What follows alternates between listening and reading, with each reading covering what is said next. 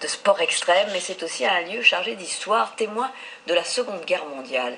Jean-Pierre Ferret, Florian Le Goïc et Benjamin Ray nous y emmènent. C'est l'un des rares points de passage entre la France et le nord de l'Italie.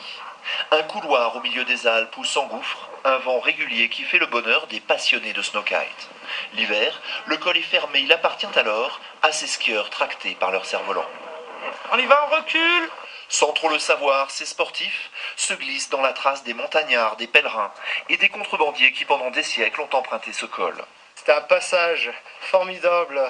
Il y a une histoire, il y a un vécu, il y a eu des sauveteurs, des chiens, d'avalanches, des Saint-Bernard. Et nous, on contribue à passer avec cette voile et c'est une suite.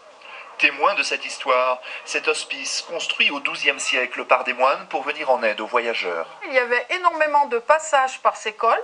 Il y avait bien sûr des pèlerins qui se rendaient à Rome.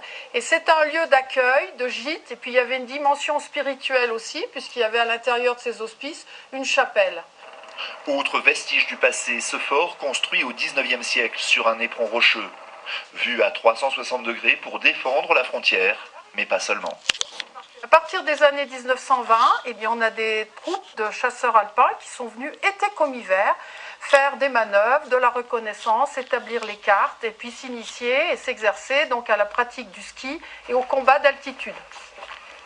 Un site stratégique qui fut le théâtre d'âpres combats pendant la Deuxième Guerre mondiale, comme en témoignent ces impacts de balles.